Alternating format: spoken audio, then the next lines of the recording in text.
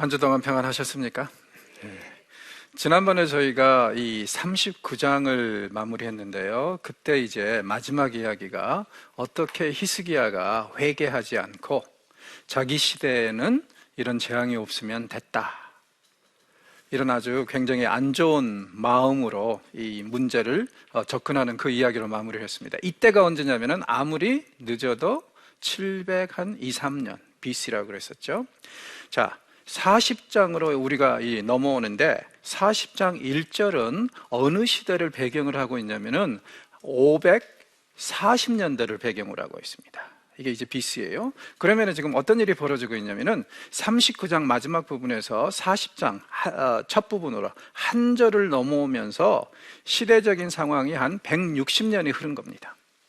왜 비평학자들이 옛날에 이사야서가 한 권이 아니라 세 권이고, 그리고 이 세 권이 각자 시대가 다른 상황에서 다른 저자들에 의해서 저작이 됐고, 그리고 나중에 세월이 지나서 이 세 권이 그냥 의무적으로 한 권이 됐다, 이런 얘기를 내놓았는지 이제는 좀 이해가 가시리라고 생각합니다.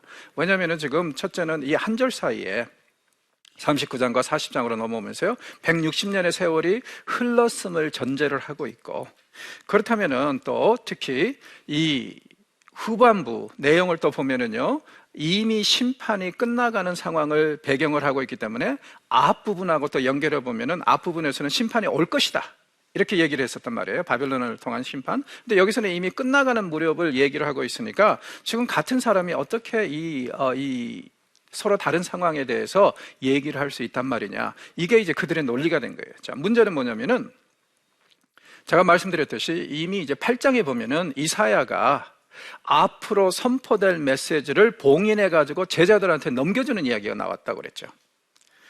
제가 볼 때는 바로 그것이 이제 40장 이후의 메시지라는 겁니다. 왜냐하면은 지금 아직 심판이 도달하지도 않은 상황에서 회복에 대한 이야기, 그리고 심판이 끝나갈 무렵에 선포할 메시지를 미리 선포해 버리면 어떤 문제가 있겠어요? 사람들이 다시 우리 회복될 텐데, 이 심판의 의미를 굉장히 희석시켜 버릴 수 있잖아요.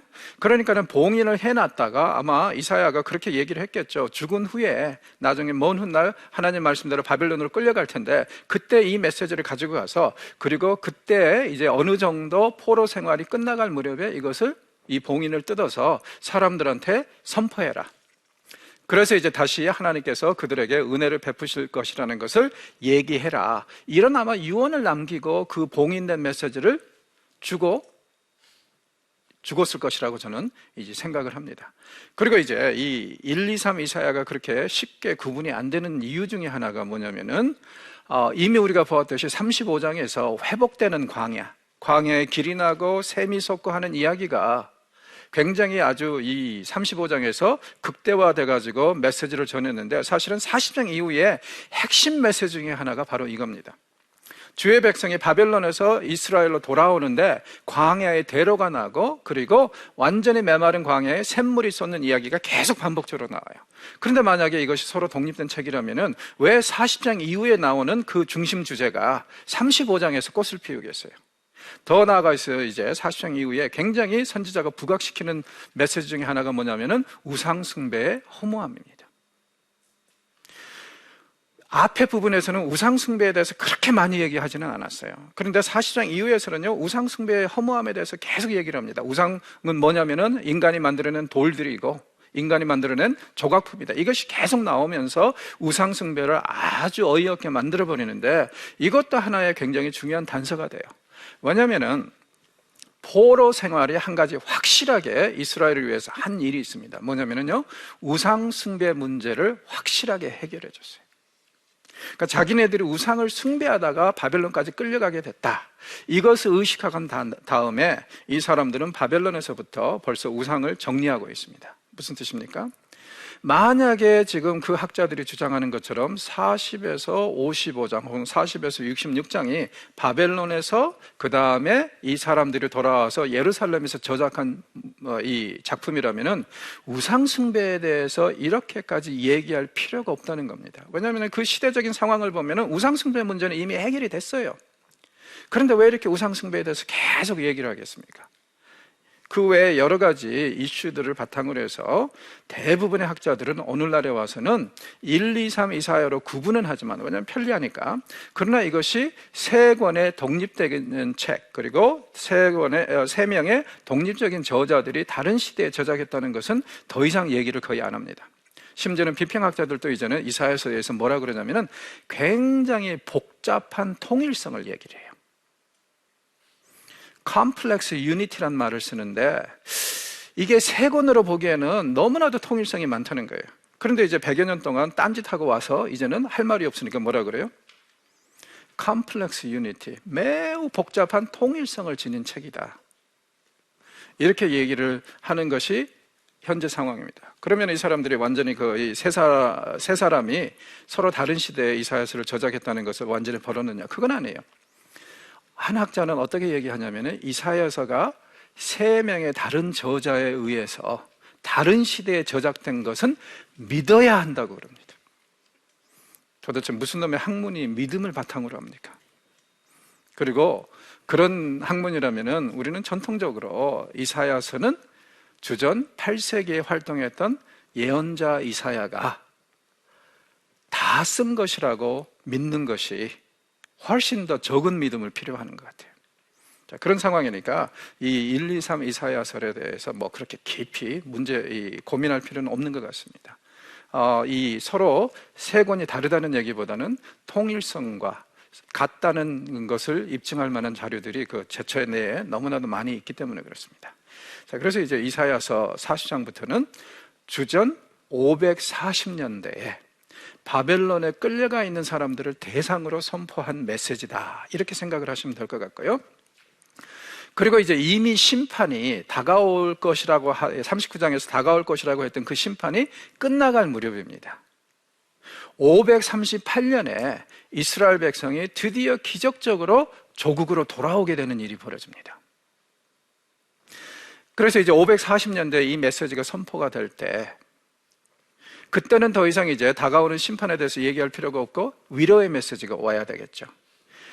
선지자들은 절대로 심판을 위한 심판을 선언하는 사람은 없다고 그랬습니다. 왜냐하면 하나님은 창세기부터 계속 반복하시는 그 원리가 뭐냐면은 심판은 회복을 위한 전조곡이다. 그래서 심판이 빨라지면 빨라질수록 뒤따르는 회복도 빠르기 때문에 심판이 꼭 부정적인 것만은 아니라는 것을 계속 가르쳤는데, 그것을 이제 선지자들이 그대로 받아들입니다. 그래서 이제 회복이 다가오는 시대니까 어떻게 하겠어요? 선지자의 메시지가 완전히 바뀝니다. 심판 이전에는 심판에 대해서, 너희들의 죄에 대해서 막 맹렬하게 비난을 했다면은 이제는 그 대가를 치르고 있어요. 그리고 머지않아서 회복이 될 겁니다. 그러면 이제부터는 뭐가 필요합니까? 위로의 메시지가 필요하겠죠. 그래서 40장 이후의 메시지는요, 아주 거의 뭐 한 8, 90% 위로의 메시지입니다. 이미지를 이렇게 생각하시면 굉장히 쉽게 이해가 될 것 같아요. 40장 이후에 66장까지는요, 하나님과 이스라엘이 연인이 돼가지고 지금 대화를 나누고 있는데, 하나님이 남자입니다. 이스라엘이 여자예요. 그런데 이스라엘이 쉽게 말해서 이 남자 때문에, 남편 때문에 되게 혼났다 이거예요. 그래서 입이 뾰루뚱해가지고 그냥 화가 나 있어요. 그런 아내를 향해서 하나님께서 내가 당신을 왜 혼내줬겠어? 당신을 미워해서가 아니라 사실은 사랑했기 때문에 좀 더 우리 관계를 더 건전하고 아름답게 만들어가기 위해서 내가 당신을 징계하고 당신을 혼내준 것이지 절대로 미워서가 아니야. 그러면서 내가 얼마나 당신을 사랑하는 줄 알아? 하고 계속 이제 40장 이후의 내용이 사랑 고백입니다, 하나님의. 그러면 이런 이미지를 한번 생각을 해보세요. 여자가요, 딱 팔짱을 끼고 돌아섰어요, 남편한테서. 그리고 입이 이만큼 나와 있어요, 화가 나가지고. 이 돌아선 아내를 보고 뒤에서 이 남편이 사랑해, 사랑해. 나 당신 얼마나 사랑하는지 알아? 하고 계속 고백을 하는데 여자는 어때요? 이렇게 팔짱 끼고 남편을 못 믿겠다. 그런 두 연인의 모습으로 보시면은요, 40장에서 66장에 아주 쉽게 다가옵니다. 그래서 이 섹션을 보면 하나님이 계속 이스라엘을 위로하세요. 격려하시고 계속 사랑 고백을 하세요. 그러나 이스라엘은 설득이 안 됩니다. 계속 하는 얘기가 당신이 나를 사랑했다면 어찌 그럴 수 있어? 꼭 우리 부부싸움 같죠. 자, 그래서 이제 저는 종종 그런 얘기를 해요. 특히 목회자들하고 선교사들 사역하다가 너무 힘들고 이렇게 치이고 저렇게 치일 때, 좌절할 때 있잖아요. 위로가 필요할 때 있잖아요. 그럴 때 이사야서 40장 이유를 묵상하십시오. 왜냐하면 여기에 보면은요, 하나님께서 얼마나 주의 백성을 사랑하시는가, 그 사랑 고백이 너무나도 구구절절하게 묘사가 되어 있기 때문에 이것을 깊이 묵상을 하면은 저는 이제 모든 사람이 큰 위로를 받을 수 있다, 그렇게 이제 생각하기 때문에 그렇게 이제 권면을 하는데, 사실 성경에서요, 이사야서 40장 이후의 내용처럼요, 이렇게 주의 백성에게 하나님께서 사랑을 고백하는 그 섹션이 흔하지는 않습니다. 그래서 여러분들도 삶에 치이고 세상에 속을 때, 그래서 세상에 정말 믿을 사람 하나도 없다는 그런 결론에 도달할 때, 그리고 너무 지칠 때 이사야서 40장 이후의 메시지를 잘 묵상하시면 큰 힘이 되리라고 저는 생각을 합니다. 자, 오늘 이제 구체적으로 40장의 내용을 좀 살펴보겠는데요, 이게 얼마나 파격적인지 우리가 한번 이제 생각을 해보십시다. 시대적인 배경은 지금 주전 한 540년대에 바벨론에 끌려와 있는 사람들에게 1차적으로 선포되는 그 메시지라고 그랬죠. 자, 그러나 이걸 기억하십시오. 40장 이후에 보면은요, 역사적인 앵커라 그럴까요? 그러니까 이것이 언제쯤 선포됐는가, 시대적인 배경을 그려주는 말이 거의 없어요. 사실 선지서들이 많이 그렇고, 특별히 이사야서 같은 경우에도요, 앞부분에서도 역사적인 정황을 그려주는 정보는 그렇게 많지는 않았습니다. 7장에서 아하스 이야기가 나왔고, 36에서 39장에 보니까 히스기야가 이야기가 나왔지만, 나머지 부분에 대해서는요, 그렇게 이것이 정확히 언제쯤이다 지목할 만한 그런 정보는 없었어요. 그런데 이제 40장 이후에 가서는 아예 그런 게 더 없습니다. 유일하게 우리가 역사적인 앵커라고 얘기할 수 있는 게 뭐냐면요, 고레스라는 페르시아 왕의 이름이에요. 왜냐하면 이 사람이 바벨론을 539년에 정복을 하거든요.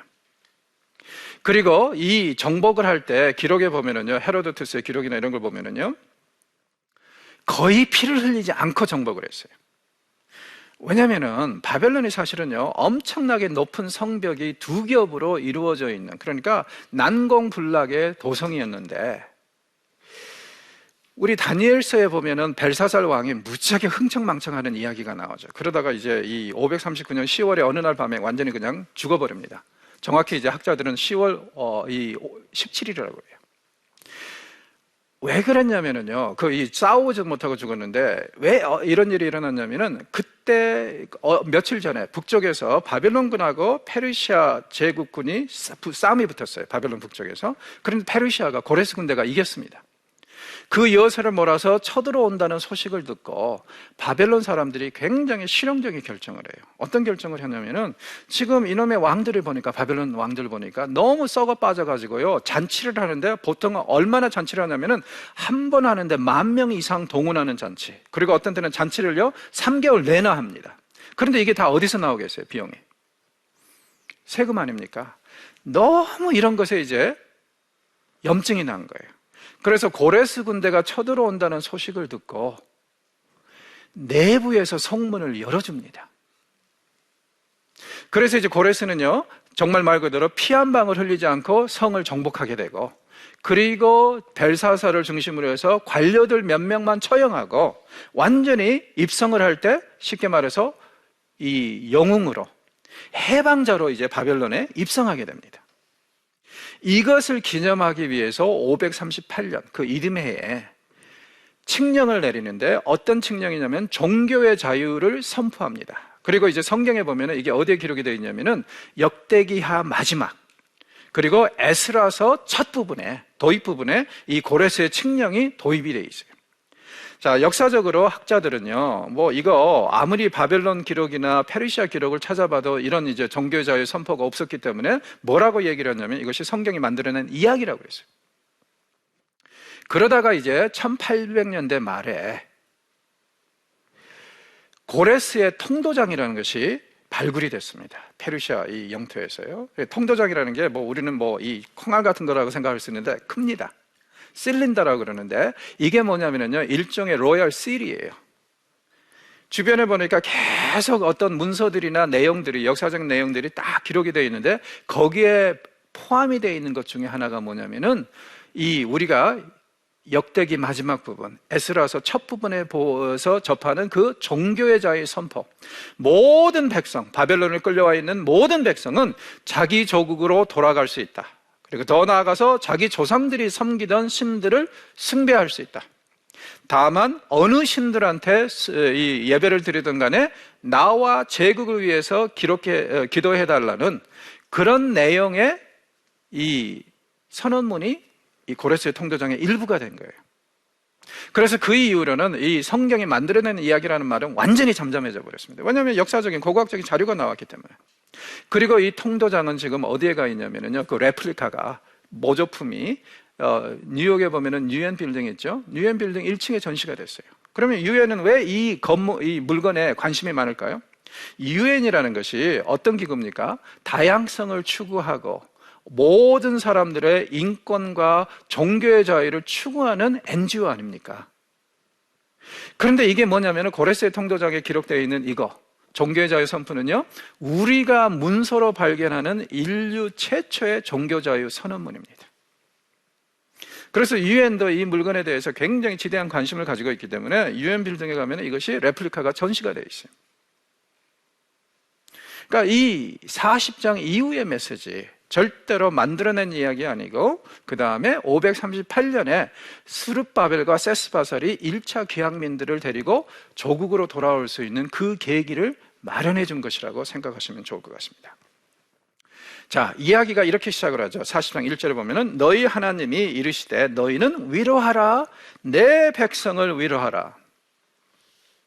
자, 평범하죠.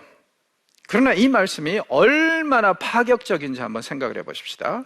먼저 39장 마지막에는 너희들 죽는다 그랬어요. 심판으로 끌려갈 것이라 그랬어요. 그런데 여기서 위로하라, 위로하라, 내 백성을 위로하라? 여러분, 어디서 많이 들어본 가사 아니에요?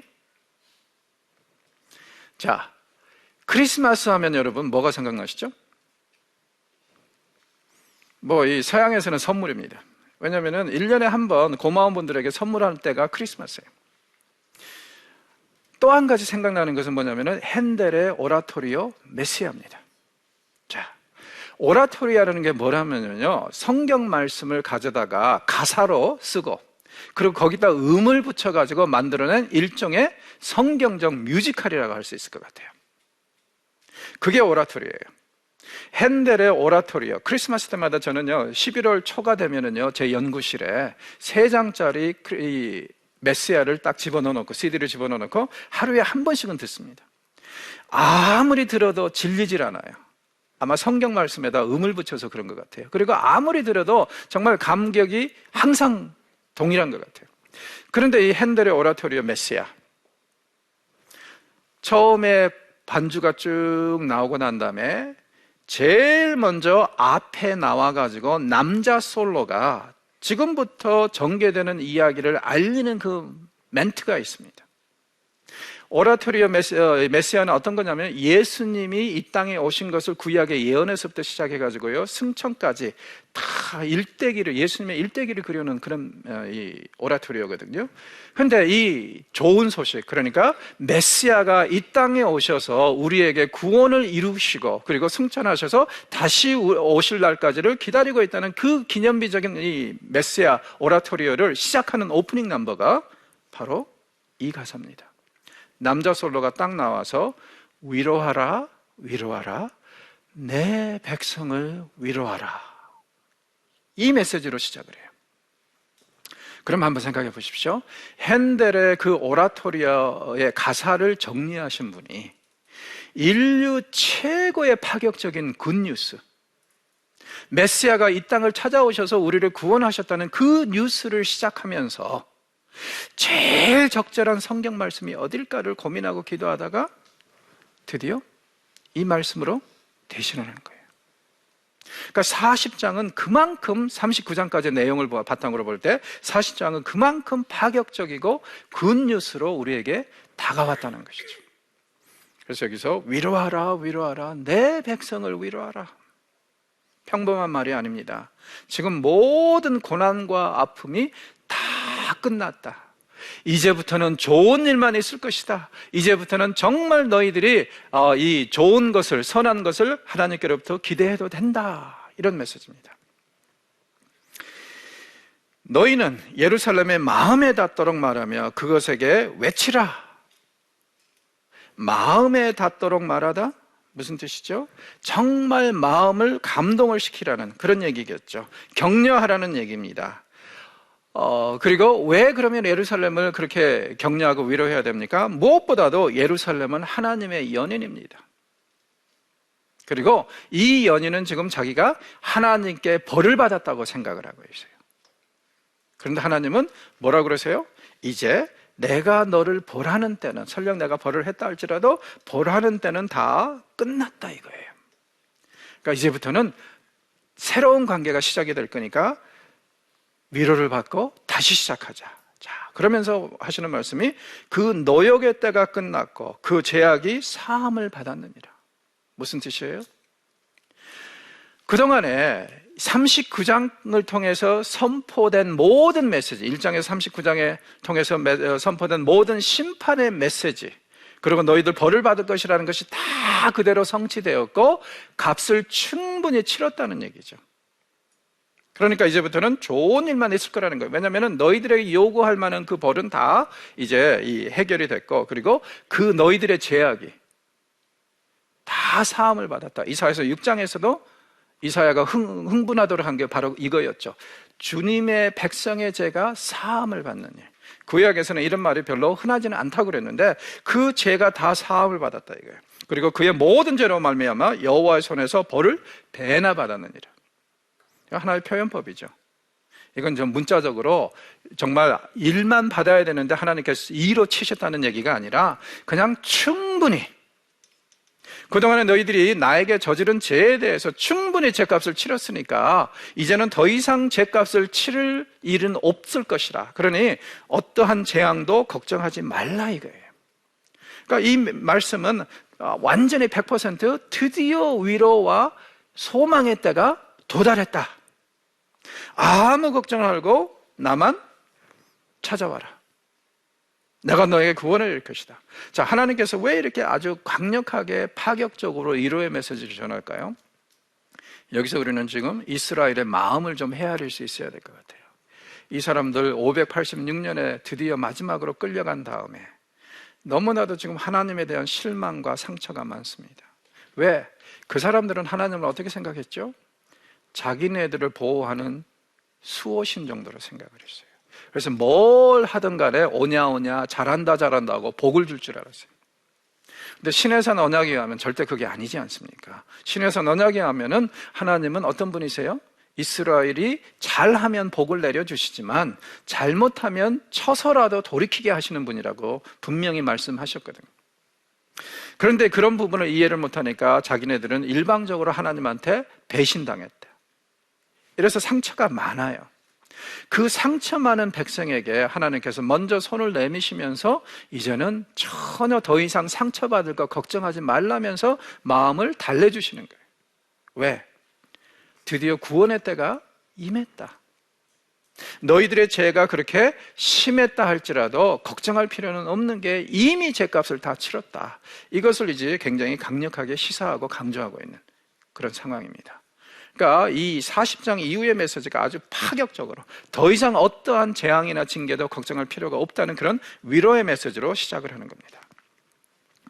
자, 그러나 이제 이스라엘 백성들이 그렇게 싹 설득이 될 리는 없겠죠. 쉽게. 너무나도 이제 나름대로 하나님에 대한 실망이 크니까요. 외치는 자의 소리여 이르되 너희는 광야에서 여호와의 길을 예비하라. 사막에서 우리 하나님의 대로를 평탄케 하라. 자, 광야 이미지가 다시 나오죠. 35장에서 회복된 광야, 그리고 이 완전히 대로가 나고 있는 모습을 우리가 봤는데 여기서 이제 또 먼저 한번 나옵니다. 광야에 여호와의 길을 예비하라? 무슨 뜻입니까?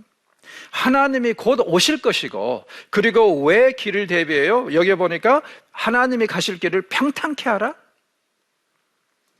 사실은 하나님은 길이 있든지 없든지 상관없으신 분이죠. 이게 무엇을 얘기합니까? 하나님께서 머지않아 너희들을 찾아오실 거라는 거예요. 바벨론으로. 그리고 바벨론에서 시온까지 하나님께서 평탄한 길을 만들어 주실 것이고, 그 대로를 통해서 다시 시온으로 돌아갈 날이 올 것이고, 하나님이 그 일에 있어서 앞장서실 거라는 거예요. 그래서 여기 하나님의 대로를 평탄케 하라, 이미지를 한번 상상해 보십시오. 우리는 조금 이 이미지를 이제 상상하는 게 쉬운 게, 한국에 원체 산이 많고 계곡이 많잖아요. 그러다 보니까 길을 낸다, 고속도로를 낸다 하면은 기본적으로 그 터널을 몇 개씩은 뚫어야 되죠. 그리고 다리도 수십 개를 만들어야 되잖아요. 근동 지역에 광야가 무지하게 험하거든요. 이걸 오르락내리락 하는 것은 너무 힘들어요. 자, 그래서 이제 우리나라 같이 산악지대가 많은데도 우리 조상들은 하루길을 몇 킬로로 잡았냐면은 40킬로로 잡았어요. 하루 종일 걸어가지고 한 40킬로 간다는 거예요. 근동 지역에서는 기본적으로 어느 정도 잡았냐면 25에서 30킬로로 잡았어요. 왜냐하면 이게 너무 험난하니까 그렇게 많이 갈 수가 없는 길이거든요. 특히 뭐 짐승들이나 애들 데리고 가면은 10km, 15km도 갈 수밖에 없죠. 그러니까 그렇게 험난한 지형을 생각해 보면은 거기에 평탄 대로가 난다는 것. 쉽게 말해서 다리도 세우고 터널도 세우고 해서 평탄하게 가게 한다는 것. 이건 정말 대단한 반전의 이미지죠. 하나님께서 주의 백성들을 분명히 보호하시고 시온의 대로로 돌아가는데 꼭 함께 하실 것이라는 그 얘기입니다. 그래서 골짜기마다 돋우고 산마다 언덕마다 낮추고 고르지 아니한 것은 평탄하게 하여 험한 것이 평지가 될 것이다. 그렇죠? 영동고속도로 한번 달려보십시오. 이게 무슨 말인지 이해가 가리라고 생각을 합니다. 여호와의 영광이 거기에 나타나고 모든 육체가 그것을 함께 보리라. 드디어 이제 길이 나면, 주의 백성들이 갈 길이 나면 하나님의 영광이 모든 사람들 앞에 나타날 것이다. 1차적으로는 온 세상에 나타날 것이고 2차적으로는 지금 바벨론에 끌려와 있는 이 포로민들에게 나타날 것이다. 그리고 3차적으로는요, 나중에 주께서 이 땅에 다시 오실 때, 그때 이제 이 하나님의 영광을 온 세상이 보게 될 것입니다. 그것을 지금 여기서 예고하고 있습니다. 자, 말하는 자의 소리가 이르되 외치라. 대답하여 내가 무엇을 외치리까? 자, 여기서 우리는 조금 좀 이렇게 뭐라 그럴까, 6장하고 연결된 부분을 좀 상상하실 수 있으리라고 생각합니다. 6장에서는요, 이사야가 제사함의 경험을 받고 하나님께서 누가 우리를 위해서 갈고 할 때 저요 하고 손을 들었잖아요. 제가 가겠나이다, 저를 보내소서. 그런데 하나님께서 그에게 주신 소명이 어떤 거였죠? 세상 말로 하면 가서 실패하라. 그렇죠? 듣기는 듣되 깨닫지 못하게 하고 보기는 보되 못 보게 하고 마음으로 뭐 이 회개하지 못하도록 하라 하면서 완전히 그냥 하나님께 돌아오는 그 사역, 일을 방해하는 사역을 주셨단 말이에요, 소명으로.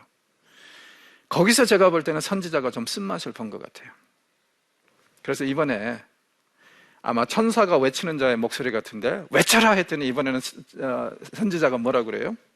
내가 무엇을 외치리까? 괜히 또 나섰다가 아주 하나님께서 이상한 메시지를 주면은 더 힘들 텐데, 그래서 이제 학자들은요 6장하고 이 40장을 서로 연결을 시킵니다.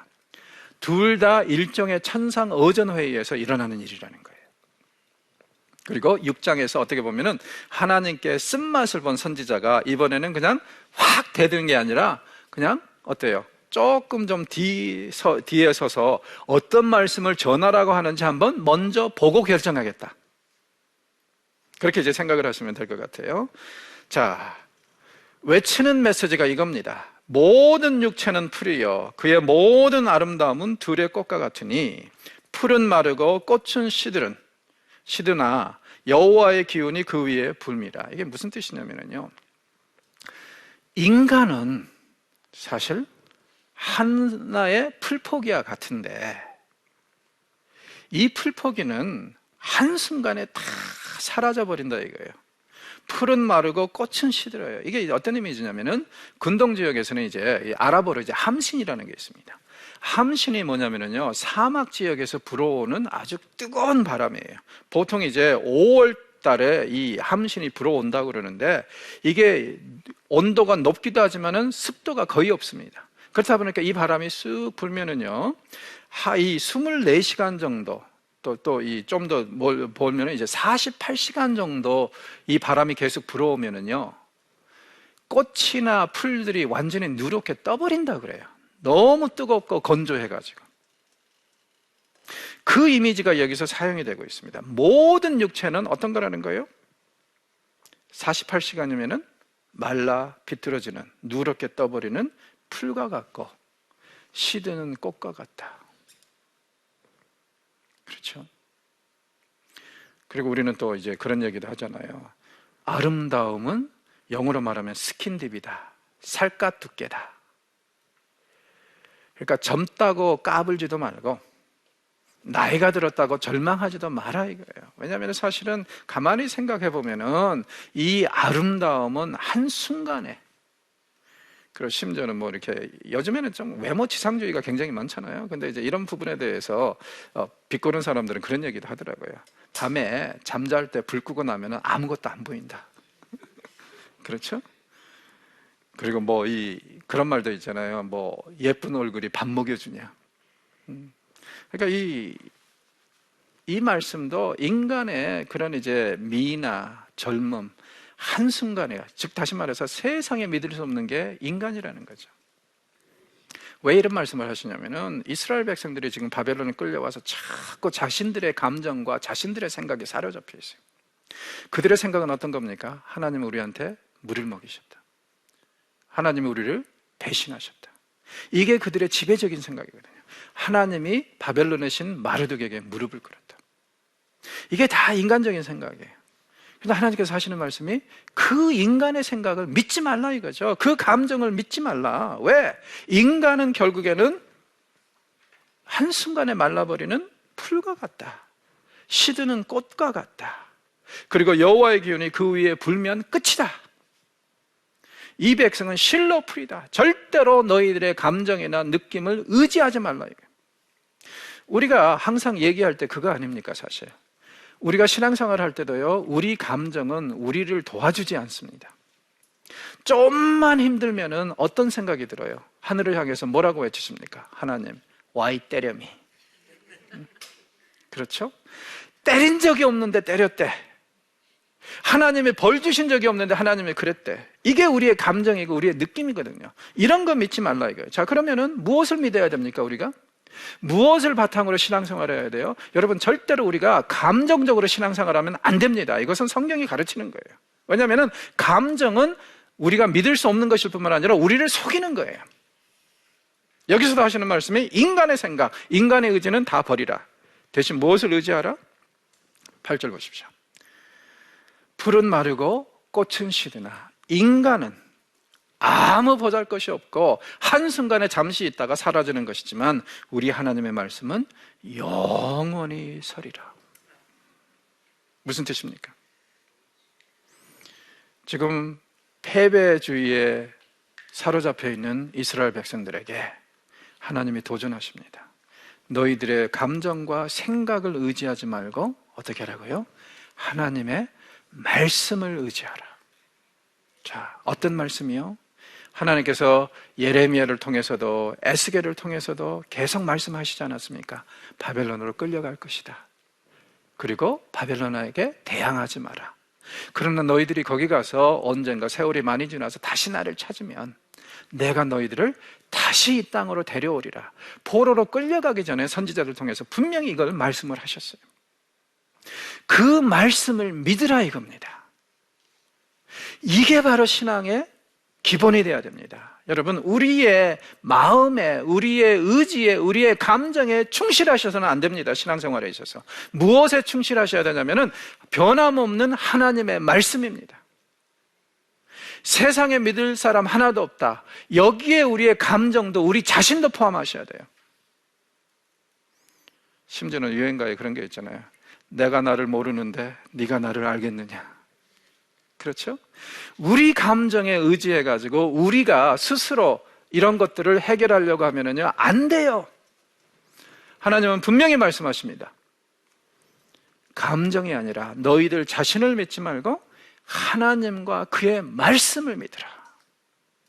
이게 신앙의 터전이 되고 바탕이 돼야 되는데, 안타깝게도 우리 주변에 보면은요, 자기 중심적으로, 자기 감정적으로 생각해가지고 혼자 상처받고 혼자 괴로워하고 혼자 힘들어하는 사람들이 얼마나 많습니까? 하나님은 우리에게 도전하고 있습니다.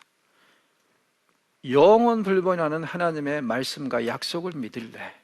아니면은 한순간에 사라지는 너희들의 그 감정을, 의지를 믿을래?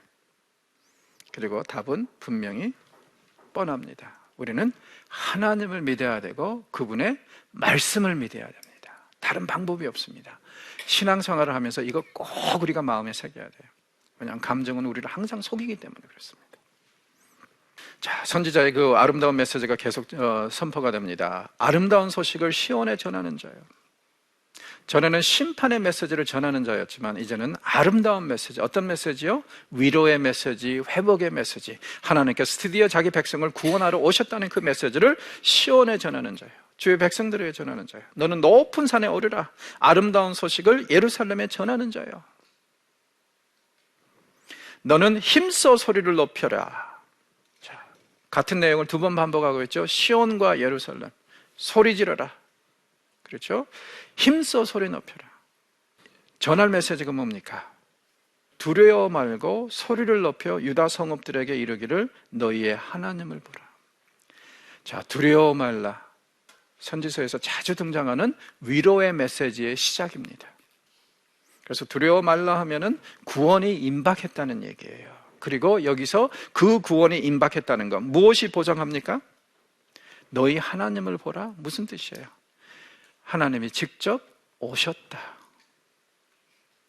사자를 보낸 것도 아니고 또 이 선지자들을 보내서 메시지를 전하는 것도 아니고 이번에는 하나님께서 직접 오셔서 세상에 자기 자신을 드러낼 것이다. 이렇게 확고하게 하나님이 임하신다면 완전히 이것은 뭐 이 따다놓은 당상 아니에요? 지금 내용이. 그래서 지금 너희 하나님을 보라. 우리도 전도할 때 제발 전도하고 간증할 때요, 우리 자신을 드러내지 말고 하나님을 좀 드러냈으면 좋겠어요. 세상 사람들이 하나님을 보게 하면 저는요, 전도와 선교의 상당 부분은 해결된다고 생각합니다. 자꾸 우리가 우리 자신 뒤에 하나님을 가리려고 하다 보니까 이게 문제가 되는데, 하나님을 보여줍시다. 그분이 나의 삶에서 어떻게 역사하고 계시고 그분이 정말 나의 삶을 어떻게 바꾸셨고 나에게 얼마나 정말 이 행복과 즐거움을 이 땅에서 사는데 주셨는지, 그 하나님을 드러내는 것, 이거보다 더 위대한 간증은 없다고 생각합니다. 이거보다 더 좋은 전도는 없다고 생각합니다. 우리가 자신 있게 하나님을 보라 할 수 있다면 정말 얼마나 좋을까요? 하나님이 드디어 오셨다 이거예요. 보라, 주 여호와께서 장차 강한 자로 임하실 것이요 친히 그의 팔로 다스리실 것이다. 이 하나님을 보라 했는데 어떤 하나님으로 오셨어요? 강한 자로 임하실 것이고, 그동안에 이스라엘 백성들은요, 이 마르둑에게 여호와가 무릎을 꿇었다는 생각에 젖어 있었어요. 절대 아니라는 것이죠. 앞으로 계속 선지자는 이 메시지를 선포할 것입니다. 하나님은 어떤 분이세요? 매우 강한 자, 세상에서 비교할 수 없을 정도로 강하신 자인데 이분이 드디어 오셨다.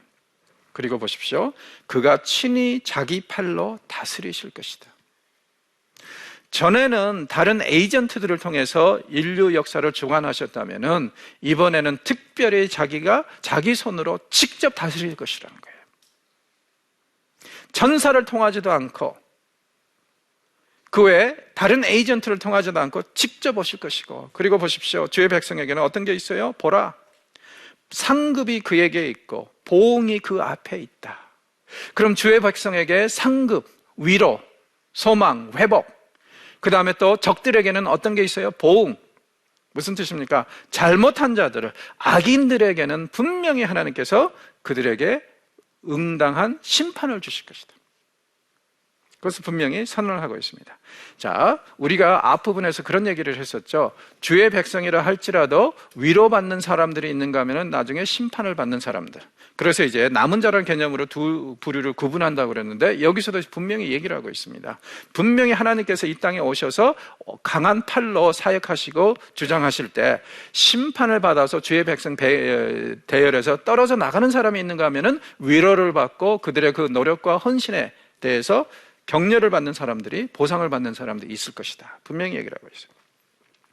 그리고 11절 보십시오. 그는 목자같이 양떼를 먹이시며 어린 양을 그 팔로 모아 품에 안으시며 젖먹이는 암컷들을 온순히 인도하시리로다. 하나님이 앞에 보니까 어떻게 했어요? 강한 팔로 오신다고 그랬죠. 능력으로 오신다고 그랬죠. 그래서 우리는 굉장히 어떻게 보면은 무지막지한 하나님이 오시지 않을까 염려할 수도 있어요. 자, 11절 보니까 이미지가 어떤 분입니까? 목자. 자, 우리는 이제 요한복음을 통해서 종종 예수님을 어떻게 묘사를 하냐면은 가슴에 어린 양을 품고, 그리고 어미 양이 옆에 있고, 지팡이 하나 들고 어미 양과 새끼 양을 품고 인도하시는 그런 하나님을 많이 묘사를 하잖아요. 예수님을 그렇게. 그 이미지의 배경이 바로 여기입니다. 여기 보니까 굉장히 강하고 능력 있는 하나님이 오시는데 무자비한 하나님이 아니라 얼마나 인격적이고 자비로운 하나님이냐면은 어린 양은 가슴에 품고 어미 양은 옆에 두면서 계속 보살피는 그런 목자이신 하나님. 이게 우리 하나님이시고 이게 바로 이스라엘을 구원하러 오시는 그 하나님의 모습입니다.